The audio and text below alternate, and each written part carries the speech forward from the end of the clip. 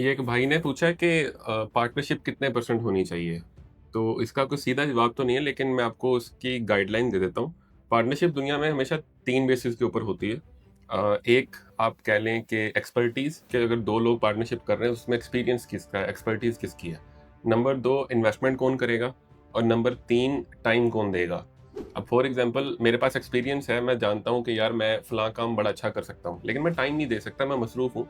मैं एक बंदे को बोलता हूँ, अच्छा तुम मेरे साथ मिलके काम करो, मैं तुम्हें बताऊँगा करना क्या है, करना तुमने है और पैसे। 3 चीज़ें होगी, एक्सपर्टीज़, नंबर 2 टाइम, नंबर 3 जो आप उसके ऊपर इन्वेस्टमेंट कर रहे हैं, कैश।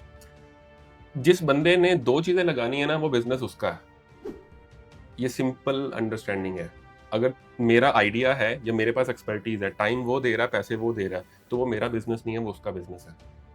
अगर कोई भी 2 चीज़ें, जो बंदा 2 चीज़ें लगाएगा, उसका बिज़नेस है, सेकंड पर्सन उसमें पार्टनर है। ये एक चीज़ क्लियर कर लें। नंबर 2, अगर आप बिज़नेस कर रहे हैं और आप किसी को पार्टनर बना रहे हैं, तो इन तीनों में से कोई एक चीज़ माँग चाहिए ना आपको, या तो आपको पैसे चाहिए, या तो आपको एक्सपर्टीज़ चाहिए, या आपको तीसरे बंदे का टाइम चाहिए।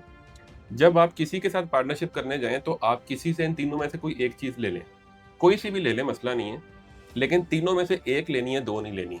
क्योंकि जैसे ही आप उससे 2 चीज़ें लेंगे, ये बिज़नेस उसका हो जाएगा, आपका नहीं रहेगा। आपके पास वो कंट्रोल नहीं रहेगा।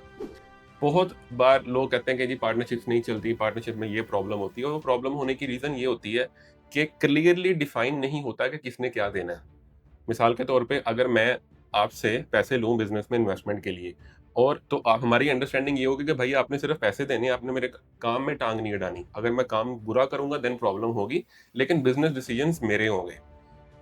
अब होता क्या है कि पैसे ले लिए, लेकिन हम लोग उससे एक्सपर्टीज़ में भी इनपुट ले रहे हैं, या फिर हम लोग उससे टाइम भी ले रहे हैं।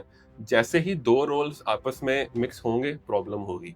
ये तब है जब एक पर्सन बिज़नेस ओन करना चाहता है, रन करना चाहता है, और दूसरा बंदा साइड पे रह रहा है। लेकिन अगर 2 लोग मिलके कारोबार करते हैं, दोनों ने बराबर टाइम देना है, बराबर पैसे देने हैं और बराबर की ही कोई चीज़ इनपुट देनी है, तो उसके ऊपर ये चीज़ अप्लाई नहीं होती।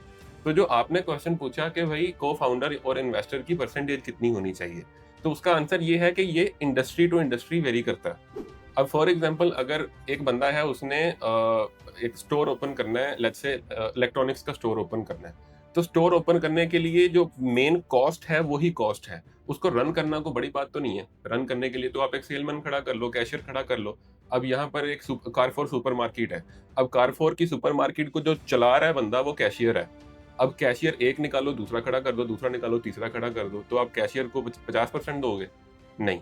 ये इंडस्ट्री टू इंडस्ट्री डिपेंड करता है। अगर आप एक सर्विस बेस्ड कंपनी ओपन कर रहे हैं, फॉर एग्जांपल यूएई के अंदर एक बंदा है, वो कहता है जी मैंने एक मेंटेनेंस की कंपनी खोलनी है।